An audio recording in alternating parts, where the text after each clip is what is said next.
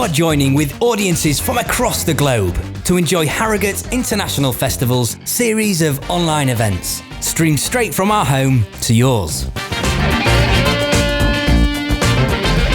Sit back, relax, and enjoy the Theakston Old Peculier Crime Novel of the Year Award as part of the Theakston Old Peculier Crime Writing Festival, hosted by Mark Lawson. We promise you've got the best seats in the house. Welcome to the 2020 Harrogate International Festivals. Not our usual type of event, with everybody rocking up here to the Old Swan Hotel from the crime fiction world, orchestras setting up in the Royal Hall, or our pop-up events like the Luminarium or the Spiegel tent. Now, whilst we can't all be together here in Harrogate here in 2020, events such as ours have been cancelled, and we're sorry not to see you here. That really special thing that happens when events take place, when authors and artists are on the stage and audiences are in the same room, that magic of live events. We don't have that, but we have managed to capture something else for you. When you work in events, you work with some truly amazing people. You also always have a plan B, and this is a plan B we never knew we needed. We've created the HIF Weekender, a veritable smorgasbord of events, from the Theakston Old Peculier Crime Writing Festival to musical headliners to children's activities that takes place right across the weekend. We know we can't be together in person here this summer in 2020, but we can be together through the HIF Weekender. Please enjoy it together as the festival's community, and we look forward to seeing you in 2021.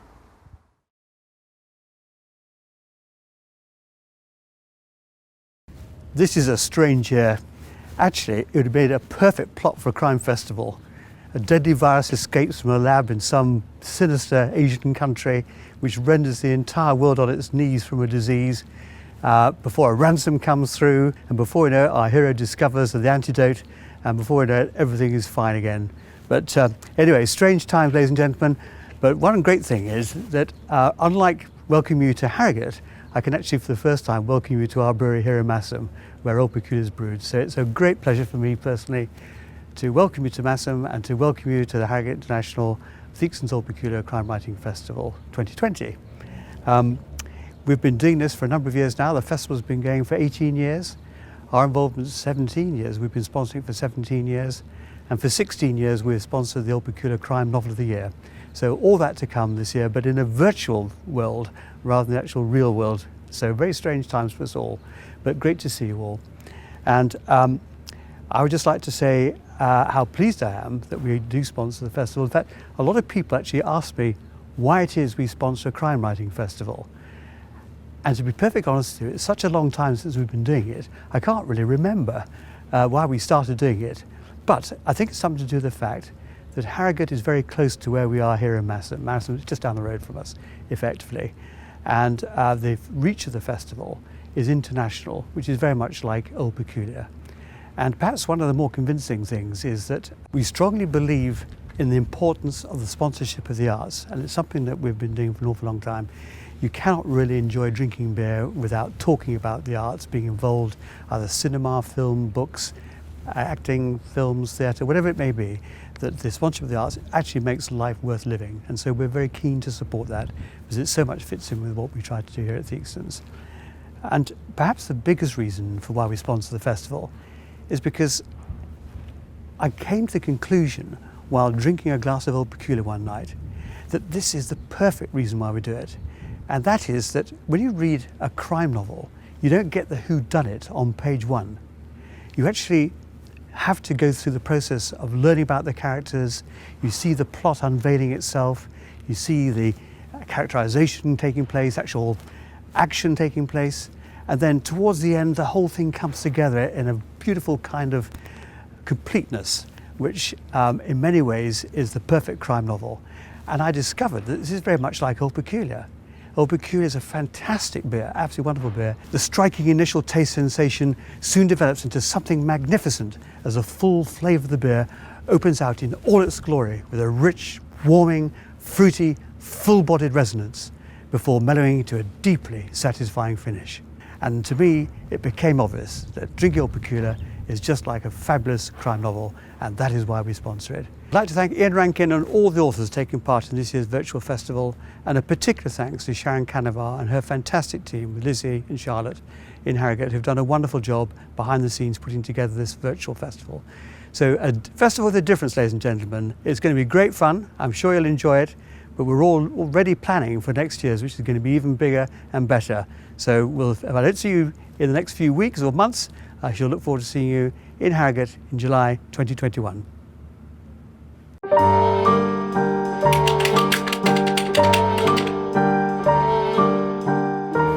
Good evening. For the last 17 years, on the penultimate Thursday of July, many of us have met in Harrogate for the Harrogate Crime Writing Festival, which traditionally begins with the giving of the Theakston Old Peculier Crime Novel of the Year Award. Harrogate is a notably beautiful place, a reasonable drive from County Durham's Barnard Castle if you're unsure on any morning whether your blurred eyesight is a result of the festival's fabled late-night hospitality or something more optically sinister. As readers and writers well know, the Harrogate Crime Writing Festival is the very opposite of social distancing and more associated with lock-ins in hotel bars than lockdowns at home. But government regulations to restrict the spread of coronavirus have caused the cancellation of this year's festival, although some consolation is that we have relocated online, and this year's Crime Novel of the Year award ceremony takes place not in one of Yorkshire's most beautiful towns, but somewhere in the international airspace of Zoom. What doesn't change is that you will watch me in conversation with the 6 shortlisted authors who you can see around me from their various locations. And then Simon Theakston, the genius behind Theakston Old Peculier, will announce the winner, though this time joining us from a secure cellar deep beneath his brewery. If in an hour's time we find out that Vladimir Putin has won the prize, then Russian digital interference is worse than we even imagined. Joining us virtually are the 6 shortlisted authors, who are in alphabetical order by surname: Oyakhilome Braithwaite for My Sister, the Serial Killer; Worst Case Scenario by Helen Fitzgerald; Jane Harper for The Lost Man; Joe Country by McHerron; Adrian McKinty for The Chain; and Smoke and Ashes by Abir Mukherjee. In about 45 minutes' time, we'll know which of them has won. Some have been shortlisted before, some have not. If we start with Oyakhilome Braithwaite, My Sister, the Serial Killer. It's one of those titles that everyone remembers. You never see one in a shop saying, "Oh, I can't remember the title." It's that one. They just know it. So how early on did you have this amazing title? I think, well, first of all, hi. I'm really excited to be shortlisted for the award. Especially my first time in Harrogate, I think, was last year. Feels like a lifetime ago, but it was really exciting and really fun. So the title, I think the writing was done, to be honest. It was complete. We were trying to figure out, I had a working title, and we were trying to figure out what the new title would be. And Claire Alexander, my agent, she's the one who came up with the title. And at first, I was a bit like, it's on the nose. I'm not really sure. So I kept sending her like emails with alternatives to My Sister, the Serial Killer. And but she kind of went ahead and was marketing it, like talking to people. We hadn't decided on it, but she was talking to people, and every person she spoke to and said, "This book is called My Sister, the Serial Killer," would sort of take a double take. And after a while, I decided to trust her judgment, because she absolutely was like, "This is it." And I'm so glad that I trusted her, because it turned out she was right. Can you tell us exclusively what your preferred title would have been? Do you know what? I don't know. It was, I gave her so many options. I think it was probably, okay, so the first title was Thicker Than Water. So it was meant to sort of play with this idea of blood being thicker than water. And, My Sister, the Serial Killer is as much about, it's probably more about relationship than it is about the actual. So I thought I was being very coy and very, witty with that. But I think that title had been really overplayed. Like there were loads of books with that title or something like that. But I don't remember what my alternative suggestions But were. the book, as readers know, the book does start with the washing off of blood. So Oenka will join us later for the discussion, but we move now to Helen Fitzgerald for worst case scenario. Hello. Hi, Helen. Now, we have many people go to Harrogate know that there are so many types of noir. There's tartan noir, and there's Aussie noir, and all sorts of noir. This book, I think we can safely say it's a sort of menopause noir, isn't it? Worst case scenario. Yeah, which doesn't exist. It doesn't have.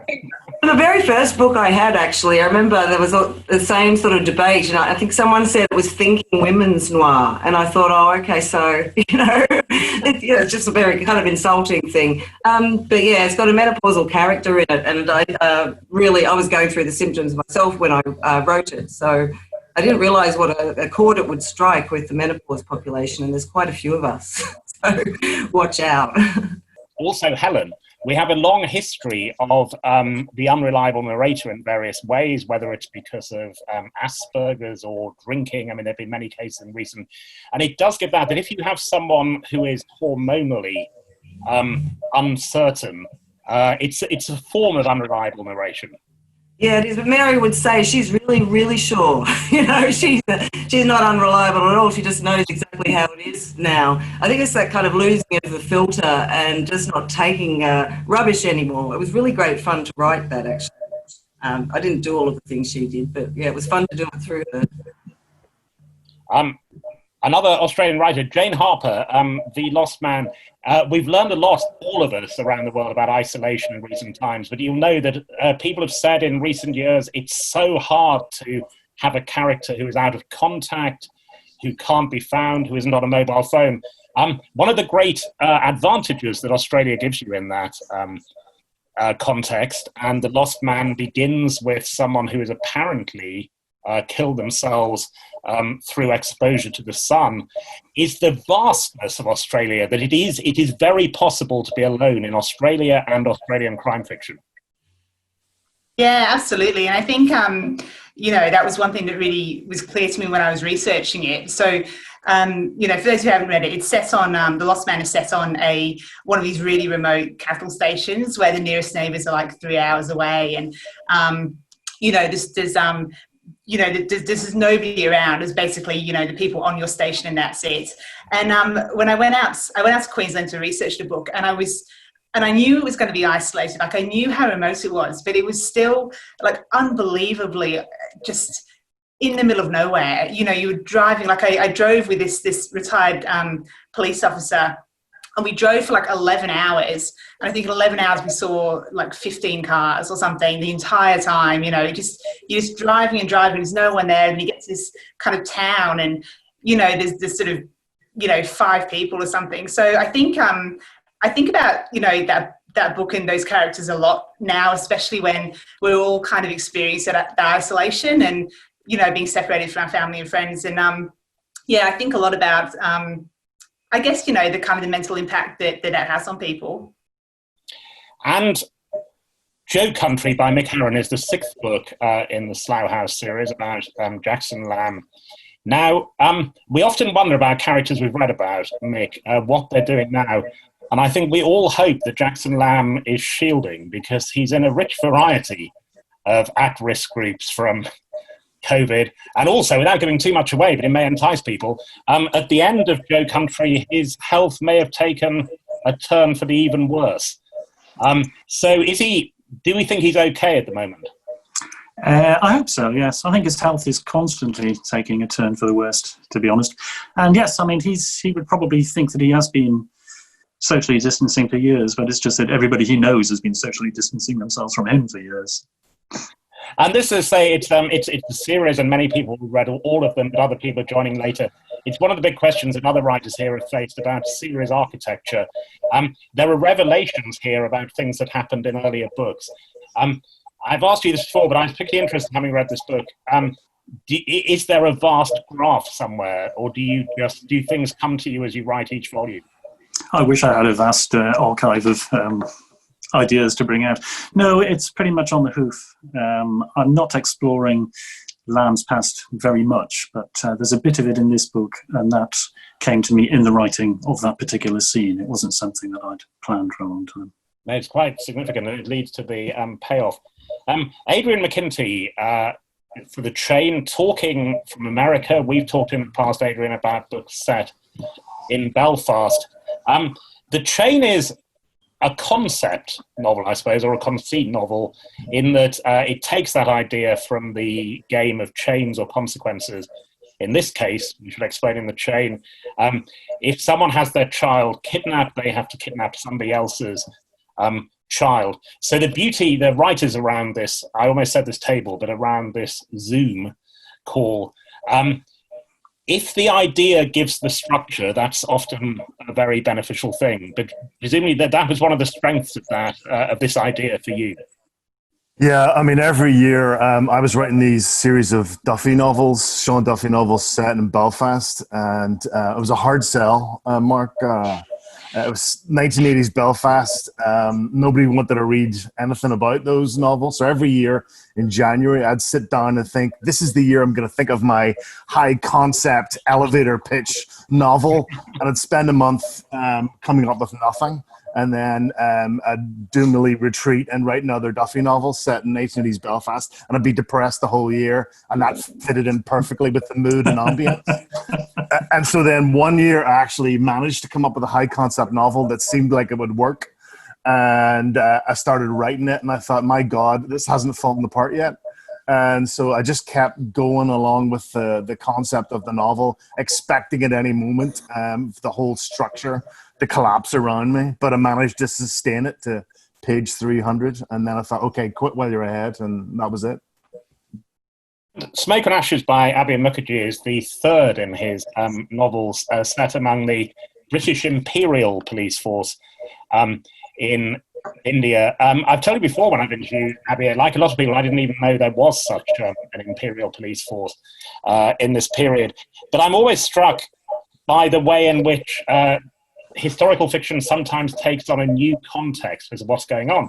As we know, there are many novels at the time written in the past 5 years that are about plagues of various kinds, and suddenly they become interesting. You, in Smoke and Ashes, you have a royal visit, and the whole question of the British royal family has become very big this year. Britain's place in the world. So it takes on resonances you couldn't have known when you were writing it. Oh no, I knew about this. I have that sort of Nostradamus gift, Mark. No, seriously though. My books are, as you say, set in 1920s India, and each of them is set in a specific year. So this book is set in 1921, and I like to do a wee bit of research and figure out what was going on. And 21 was a really fascinating year. It was the year that Gandhi took the Congress Party from being just a talking shop of lawyers to being a mass movement of farmers and peasants and workers. And at the beginning of that year, he basically said, if you give me non-violent, non-cooperation, I will give you independence by the end of the year. And it electrified the country. And you had effectively a year-long general strike, which, in my head was similar to the miners' strike that we had here, which was, there was great hardship on account of the people. It was the people against the state. And this trailed on for a year, and a lot of people were losing their jobs and losing their incomes and livelihoods.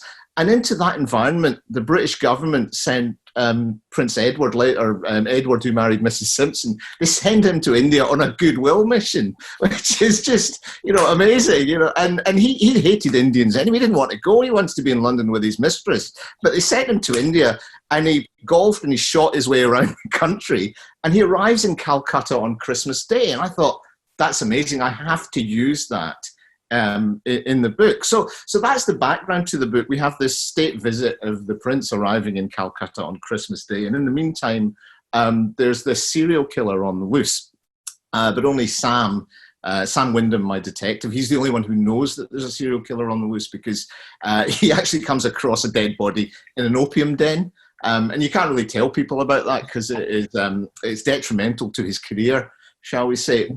But also along with that is a hidden history of the time. I'm not going to give it away, but certain actions carried out by the British military. And part of what I do, and if you talk about resonance, part of what I've always tried to do in my books is to explore the histories that we don't talk about as a nation. Our history is very much whitewashed, and we're seeing that backlash now finally. And this book is also part of my attempts to explore some of these histories that we don't talk about. But also, before we start the general discussion, Abir, people with an ear for Scottish accents, you may have another resonance of independence.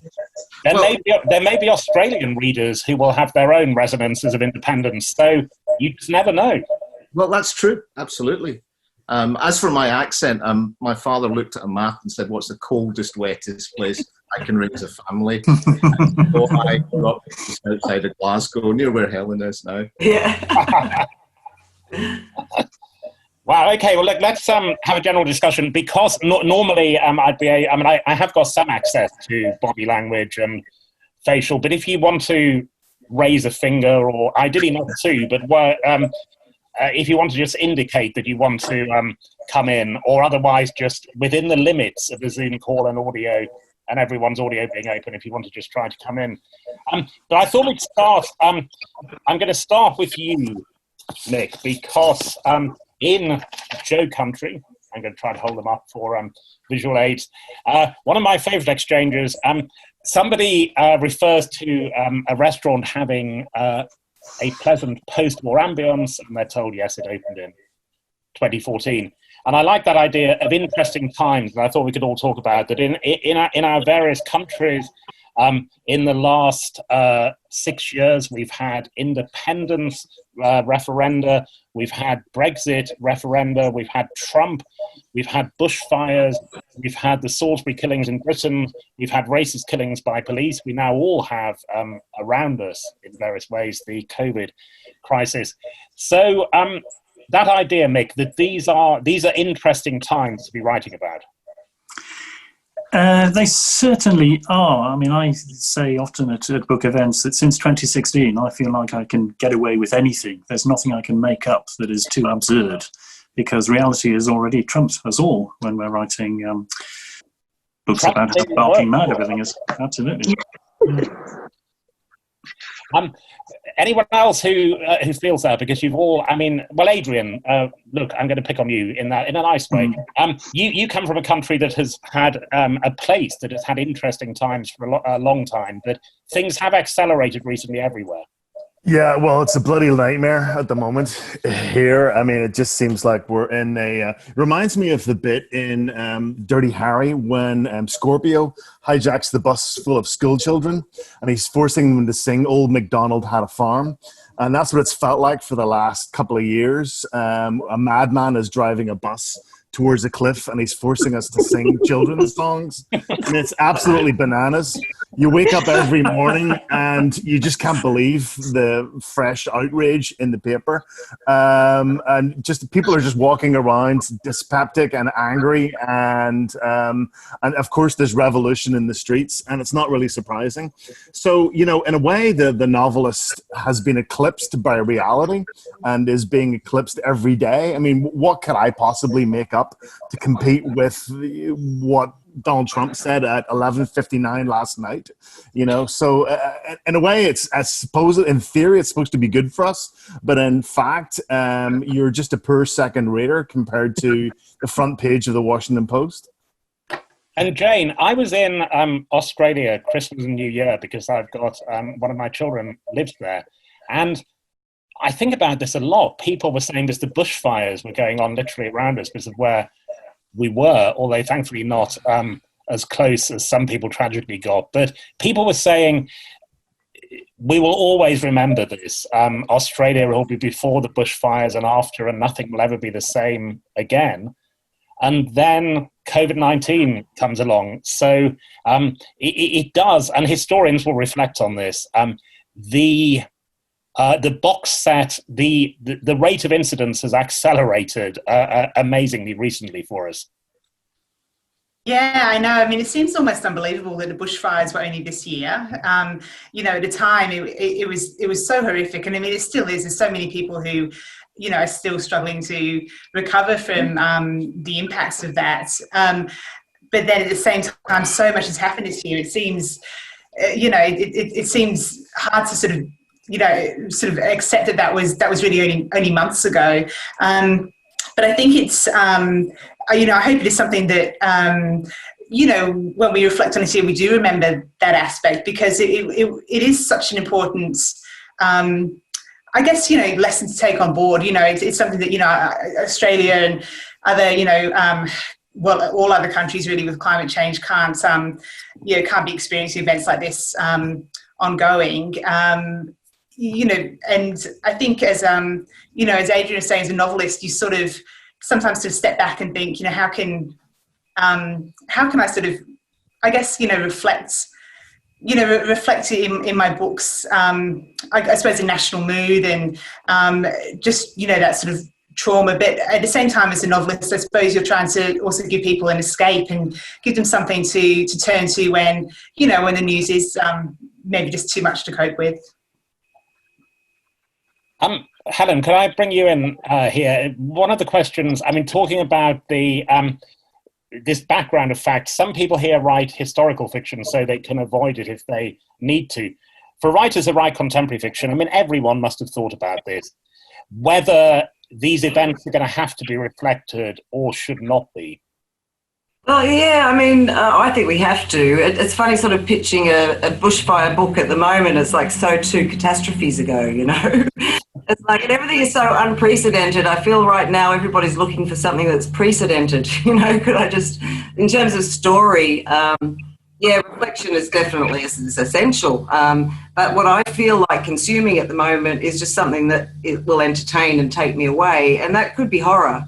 I'll go to any other horror other than coronavirus, basically, at the moment. When it was the bushfires, I would have gone to a viral movie. But, definitely reflection. I think for me, I'm sort of waiting to see how this affects me, what I will have to say about it, if anything. And it takes a little bit of time for it to settle for me before I feel I could write about it. And Oenken, you're at the earlier stages of your career, but say you've come in with a lot of material available for contemporary fiction around the world. What's your feeling about that? Whether it's been raised by a couple of the writers already, and publishers are saying this, people will want escapism, they won't want realism. Yeah, I'm sort of with Helen on that at this juncture, probably anything but what's happening right now. I have written something recently, a novella for quick reads that was set in the coronavirus time, but I found I didn't really want to engage with. It was just, I was taking advantage of the fact that it forces you into lockdown. So that's what the draw was for me, that, you can't go outside really. But other than that, it still feels raw because it's still happening. Like, it's not past, we're not in past tense yet. And, I remember having to write something, They Said Anything was for some kind of series when we were all sort of in real lockdown. And when I was writing the piece, I just thought, gosh, this is getting so depressing. Like, this is not what I want to give to readers. I'd like to give them a little bit something to laugh about, even if it is still in the coronavirus times. I want to be able to give them some joy. Just I'm not, obviously I'm better at writing dark stuff, but now and again, I try to imbibe something that has some light into it, so I focus more on the light. So definitely, I think for now, escapism might be the way to go. People are sad enough as it is. And Abby, you're, as you say, in the historical sequence you're writing, you're in the 1920s now. So about the third wave of Spanish flu you could get if you wanted to include it. But what's your feeling about all this? I'm slightly different from everybody else. I think we've got short memories and selective memories. And I think we're picking up a lot of things because they're affecting the West, whereas there are huge issues around the world, and these just fall into, another, plague. If you go to the third world, if you go to places like India, there are massive problems around superbugs and other things. And by comparison, something like coronavirus, while it's taking a huge toll and will take a huge toll, it's just another of these factors. I don't think it changes people's view of lives. Maybe it says something about the almost sort of, cotton wool covered existences that we lead. And if we look at politics as well, if you go back to the 70s, you go back to Vietnam and you look at the situation then and the incumbent in the White House, this is different, but, I don't get scared in the way, I'm not worried about it. I don't want to write about it. There are things I do want to write about, and if I can come up with a medium concept book and I can try and polish it to high concept, I'll take a few tips from my colleagues here. But yeah, I mean, I wouldn't want to write about coronavirus right now. It's just so depressing. But what somebody just raised, which I'm very struck by, because I've been doing some research for a book into 2017, which seems incredibly recent. But I'd completely forgotten. I mean, I remember some of the terrorist events in Britain, such as Manchester and the London bridges. But actually, when you look at it, there were 7 or 8. And you walk past a British railway station then, and we had the first, it now turns out, of the dreaded 3-word slogans, "Say it, see it, sorted," was all over the... And I vaguely remembered some of that, but one of the things when you look back, you see these patterns that weren't apparent at the time. Maybe that's another reason why we need to wait a while before we talk about things like coronavirus. We need, as Ouyang Kong said, we're too close at the moment. We need to get an idea of what's happening. We need to get a picture of what's going on. And maybe that will take, that comes with the benefit of hindsight in a couple of years.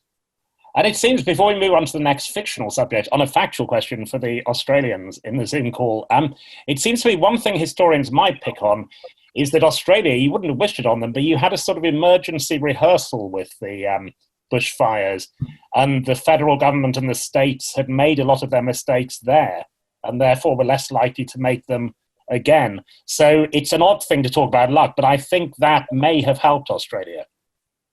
Yeah, I think it probably did. And even the fact, after the 2009 bushfires, there were so many changes that meant they handled this year's ones, New Year's Eve ones, so much better, actually. I was expecting whole towns to go up and they didn't in the end. So, yeah, but I noticed that the emergency responses are very well in place, and people like New South Wales wasn't letting Victoria in yesterday, and that wasn't a problem at all. Whereas, Scotland versus England is like, you can't stop us from coming in. But Australia, all of these things set up, and people are used to it. They're used to it. And they're like, she'll be right. What do you want about?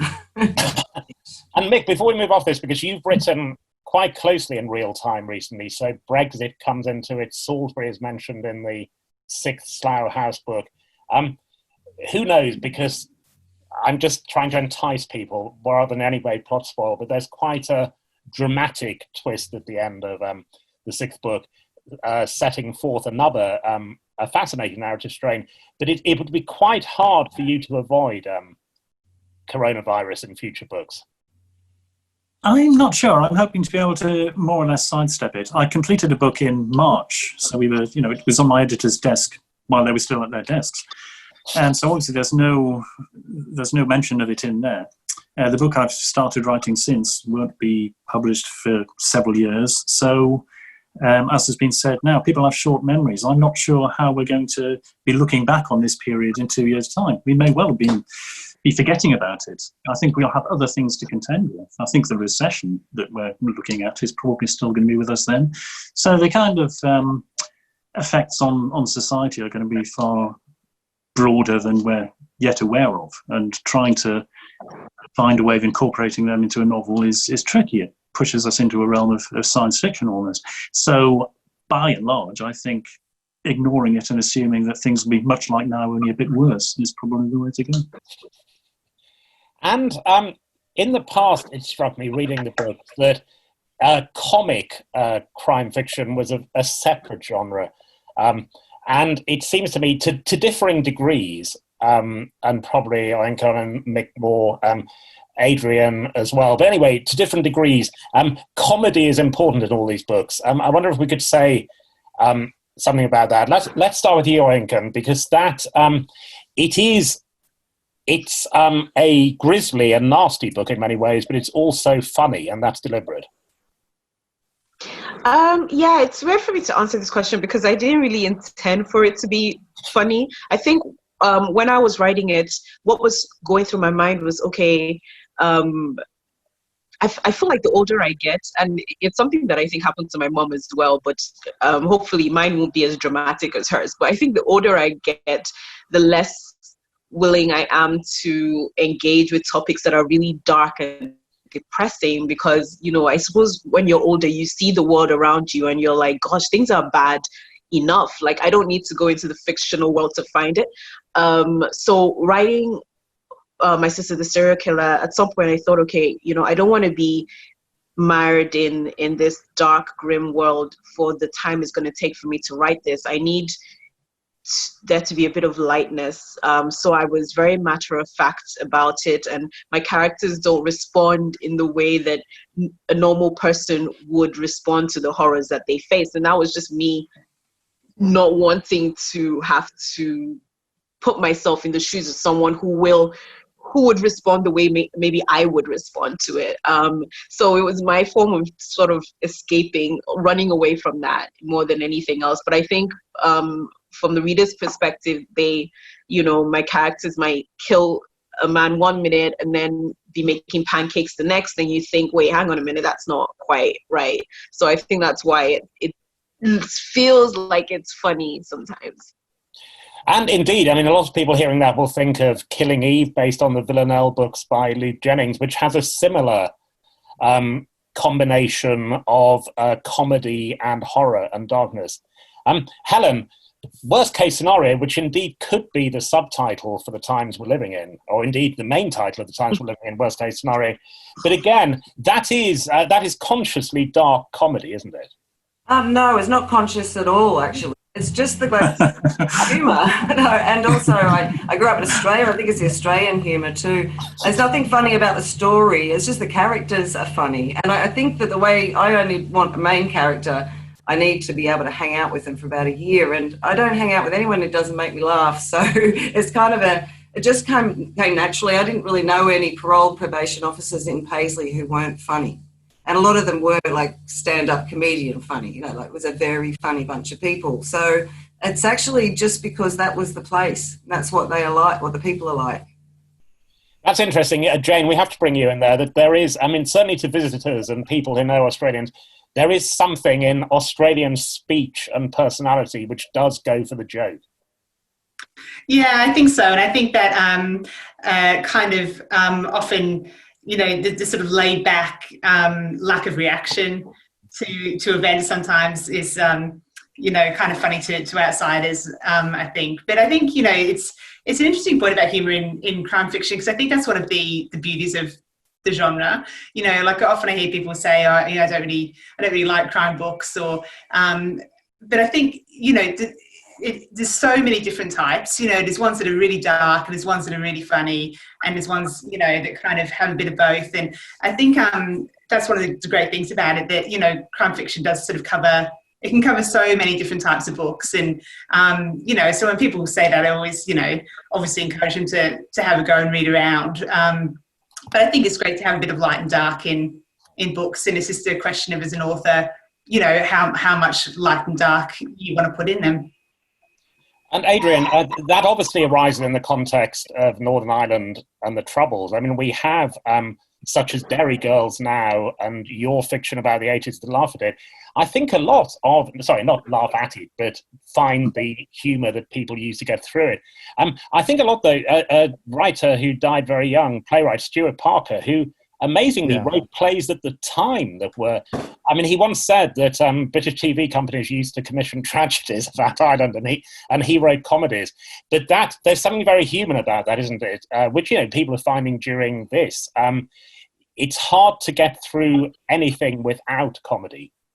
Yeah, I mean, that's my experience of Belfast in the 70s and 80s, was that it was an extremely funny place, and people were always making jokes about it. There would be a tragedy, something terrible would happen, and then the next morning in the playground there would be 10 jokes about it. And that's why I always hated those 80s films about the Troubles, because they always played that dreadful music underneath it, that mournful, terrible, bloody music. And then people were always weeping. There's so much weeping going on those films. I just go, well, that's not my experience of Belfast at all. My experience is of people just cracking jokes all the time. And there'd be this terrible black humor, even at funerals. I mean, I've been at half a dozen funerals, and I swear to God, at the graveside, everyone was trying to hold back the laughter because of some gag that someone had spread, and you just couldn't contain it. So yeah, it's funny because the reality of outsiders must have been, God, these people are so miserable and beaten and depressed. But in fact, I just remember it as being a very, very funny time. And that's why The Chain was such a bloody nightmare to write, because I had to take out all the jokes, because I found out when your child is kidnapped, suddenly humor tends to evaporate a wee bit. So I had to go and write the book and then take out the first 150 pages. I excised all the jokes, and then I flipped some back in again in the last act of the book. Abir. I would echo what Mick and Helen were saying, with what Adrian and Helen were saying there. I mean, I come from Glasgow, which again is a very hard town, and there is this gallows humour. I sort of think of Glasgow as Belfast with fried food instead of Kalashnikovs, but it's a similar sort of humour as a coping mechanism, humour as a way of getting through the hard times that you have, and I think working class areas and working class cities, whether it's East End of London or Glasgow or Belfast or Calcutta, they all have that sort of gallows humour, that dark humour, and it's brilliant for crime novels. Echoing what Adrian said, if you don't have that humour in it, I find it hard to read a book or write a book unless the constant tension is. If it's not cut with a bit of humour, then I think the book suffers. Although we're moving now towards the announcement, but just to bring this discussion to a close, a slight cloud over people who write comedy, and cartoonists have suffered this, and impressionists on TV, is the feeling of some people, particularly on Twitter, that jokes are not appropriate to certain circumstances. And we see this a lot in various ways. We see people being cancelled, or indeed, in some cases, dropped by publishers or newspapers for making jokes. Mick, you have probably one of the least politically correct characters in contemporary fiction in Jackson Lamb. So that seems to be your answer to that question to me, is him. I guess, yes. I mean, I avoid Twitter. That's how I steer clear Things of they say about you on Twitter, Mick. Much of what I'm writing at the moment is, I won't say inspired, but it's generated by political realities, contemporary political realities. And the term I adopt to them seems to be one that's the most appropriate one for discussing the realities under which I'm living. I'm trying to point out the ridiculousness of much of it, I guess. Well, absolutely. And that the famous line that when Henry Kissinger won, for people who remember this, when he won the Nobel Peace Prize, and the comment was made by Tom Lehrer, the satirist, that satire had died at the point. But very often satirists make this point now, that with the Trump and Johnson administrations, they are very hard to satirize. Much of the trouble is keeping up with what's going on. On Monday, I think I wrote a line in the book I'm working on. It's two of my slow horse characters, and one is saying to the other, "We screw up once, we get sent to Slough House. This guy makes a career out of it. He's appointed chair of the Intelligence and Security Committee." Of course, within 24 hours, that line is no longer valid because of events. So much of what not much, but there are times when I have to take lines out of books. There's a line I took out of Joe Country, partly about a politician, and partly because it was libelous, but mostly because nobody will remember who he is by now. So, and just explain to viewers around the world what happened. Mick is alluding to Chris Grayling, probably the least successful British politician, perhaps of all time, but certainly of this millennium. The government tried to collude to make him chair of an intelligence committee, and then in a joke by an SNP politician, he became the only person who'd managed to lose the rigged election. And he didn't get the job, so there Mick's line went. But then he didn't get the job, so you'd probably take that, would you, Mick? You lose Yeah, the Isn't Chris Grayling known as the Minister for Failing Upwards? I read that. Yes, failing Grayling is his nickname. Oinken, because obviously terrible offence has been given in the past and present to people of all kinds, but it's a difficult balance. I would suggest that the idea that it's better not to risk giving offence at all could lead to quite a bland literature. Yeah, I wanted to answer this actually because it's something that it's an argument or discussion that torments me quite a bit sometimes. And I also had to remove a line when of my sister the serial killer, and I remember having like arguments back and forth with my editors because I was like, I've got the black card. I feel like I'm allowed. I'll get away with it, but they were like, no, we can't risk it. And even I got an email the other day from a reader via my website, and she basically asked me to account. I mean, she said she was polite. She said she liked the book and all that, but she asked me to account for some of the things that my protagonist thinks.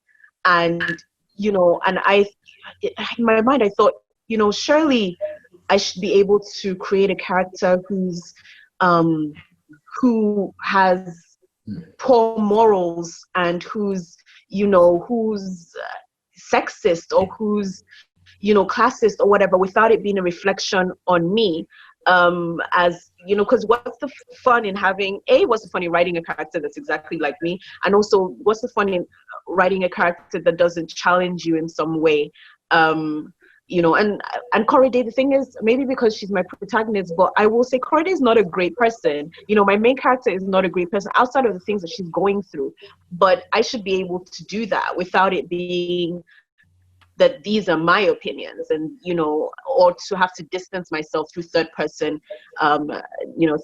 narrative. So it's really even the arguments today of writing from a perspective that's not your own. So if I wanted to write about someone that wasn't black or someone who wasn't female or someone who wasn't in my age band, am I still allowed to do that? So yeah, those arguments kind of put me on edge sometimes. That's fascinating. Anybody else want to come in on that? Because it's such a debate now driven by social media, as Oinken says, about whether you should be... It seems to me you can't win, because if you write a book that has no characters who are other from you in it, you criticize for that. But then if you put them in, you can be criticized because you don't have the right to do it. Can I just say a couple of things? I am very scared of this cancel culture that we're going through. I think it's goodness knows where it's going to end. The people that complain to me tend to be white middle class people. All the emails I get in terms of, you shouldn't have said that, or you shouldn't have said that. And I do offend a lot of people in my books because it's set in the 20s and there was a lot of offence to go around. It was normal. And part of what I'm trying to do is shock people. But what I find is that it is a subset of society, of international society. And I think, I'm not saying it's a bad thing, but what I'm saying is that the responses I get from people saying, your characters are quite racist or this or that, tend to come from people who do not suffer racism. I think a lot of people like the reality that's portrayed. People that are subject to racism, people who have been marginalized, are happy to see that in print. They want to see the reality. It's people that haven't been marginalized that seem to worry about it. It's very interesting now, because I've had that argument with it. I talked to somebody I know who's Black British playwright, and they said they weren't getting plays written because they were having to reply to emails from white liberals reading The Guardian, telling him his plays were racist. And it is fascinating, but also, as you say, that sometimes when we see TV series, certainly in Britain, where you have an impeccably racially mixed judiciary in the 1950s or 60s, it terrifies me because it wasn't like that. It would be like doing Belfast in the 80s where everyone loves each other. It's not. So that's the other thing, that if you start cancelling the horrors of history. At the same time, I'm quite happy for Oliver Twist to be played by an Indian or a black man. But you're right, when we're talking about historical accuracy, then that needs to be accurate. But there's nothing wrong, in my opinion, of an individual, regardless of skin colour, playing somebody of another race, a specific character. Oh, I would agree entirely. It's just that if you falsify the entire nature of a society to be kind to people, that's what worries me. So we're moving towards the big announcement now. We're about to be joined by Simon Theakston, Managing Director of Theakston Old Peculier, proud and loyal sponsors of this prize and of the Crime Festival. But first, a reminder of the 6 contenders in surname alphabetical order. Oinkon Braithwaite for My Sister the Serial Killer. Worst Case Scenario by Helen Fitzgerald. Jane Harper for The Lost Man. Joe Country by Mick Herron.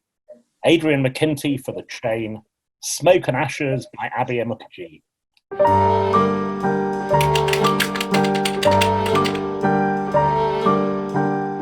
We come to the key moment. It's been a very difficult choice. The standard of crime novels this year has been quite outstanding, but there can only be one winner. And the winner is... The winner of the 2020 Theakston Old Peculier Crime Novel of the Year is The Chain by Adrian McKinty, published by Orion. Wow. Thank you so much. I was not expecting this.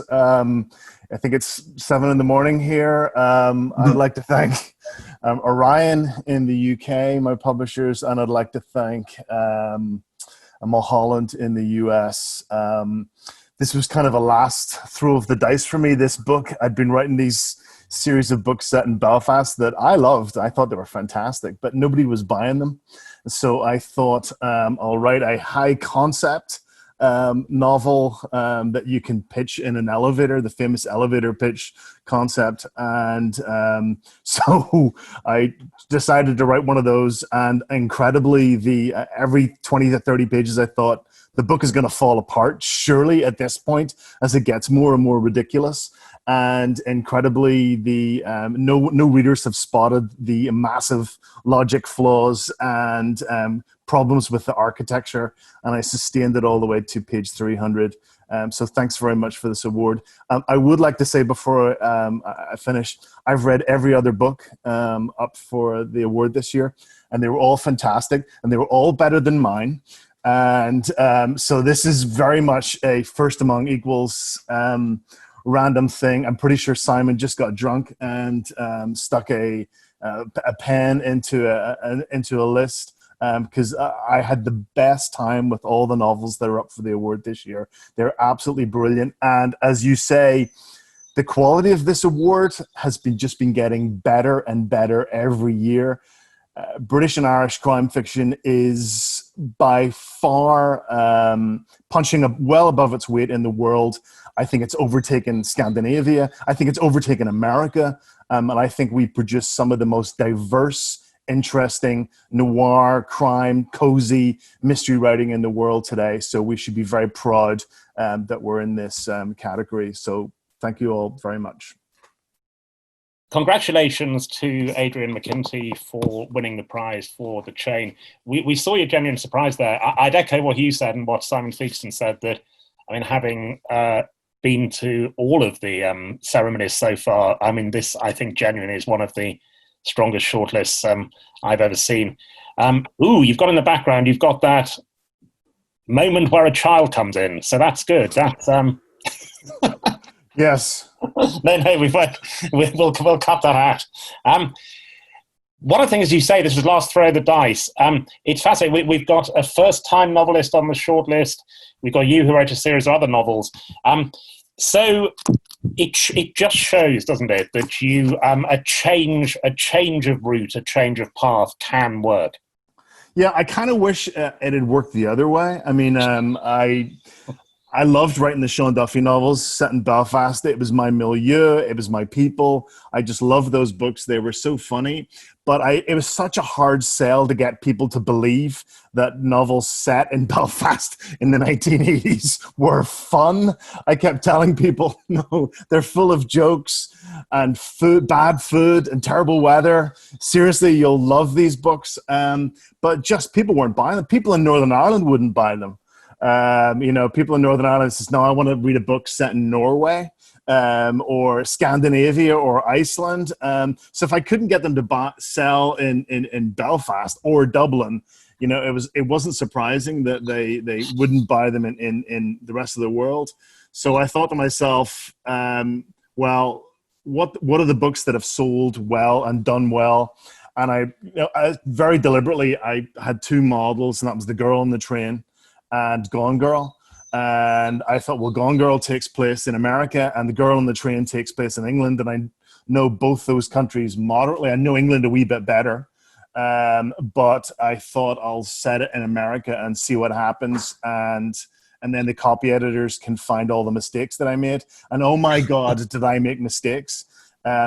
For instance, I got an angry note from a copy editor saying, and I actually called her up about this, and I said, Americans don't have back gardens. And I said, of course they do. I've seen bloody thousands of them. She said, no, we don't have back gardens. Are you out of your mind? Of course they do. I said, no, we have backyards. And I'd written back garden throughout the whole of the book. And I made so many other mistakes, especially with guns. Because Americans know their guns and I do not. So thank God for copy editing and editing who saved me from a lot of blunders. And finally, Adrian, the point you made about the improving quality of the shortlist year on year, it's also fascinating. But we've got examples. Oinken is an example of someone who was long-listed for the Man Booker Prize, shortlisted for the Women's Prize. There have been other examples recently of books that were on so-called, in inverted commas, literary shortlists as well. So that snobbery seems to be breaking down as well. It really does. I mean, I was Oink and I were at the last festival before cancellation in March in Norway. We were both in Oslo at a crime book festival there, and it was extraordinary to be in Norway, where there seems to be no differentiation between crime and literature. Literary fiction and crime fiction just subsist in the same universe. The Venn diagram is a perfect circle of both.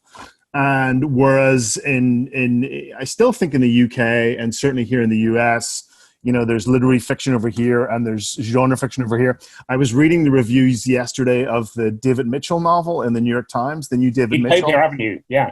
Yeah, and the novelist the reviewer was horrified that David Mitchell had dared to have so much plot in the story. He was aghast. He said, oh my God, there's so much plot and story and melodrama. What has happened to David Mitchell when he was this genius experimenter pushing back the frontiers of the novel? And I was thinking to myself, literary fiction is in big trouble if you can't have plot in your book, if every novel has to be, Finnegan's Wake. And so I think that we can both learn from each other. Literary fiction can learn from crime fiction, and crime fiction can learn from literary fiction. Thank you very much. Congratulations again to Adrian McKinty for winning the 2020 Theakston Peculier Crime Novel of the Year Award for The Chain. We're almost done. Veterans of the ceremony will know that, as well as the main prize, we generally give a Lifetime Achievement Award. That hasn't been possible logistically this year, but I'm going to award one to Simon Theakston. So there you are, Simon. And one award. Thank you. There's no cash value at all, I'm afraid, but buy yourself a drink. So thank you very much. We've, like many people are in different ways, coping in strange circumstances, but that was a great discussion, fantastic shortlist.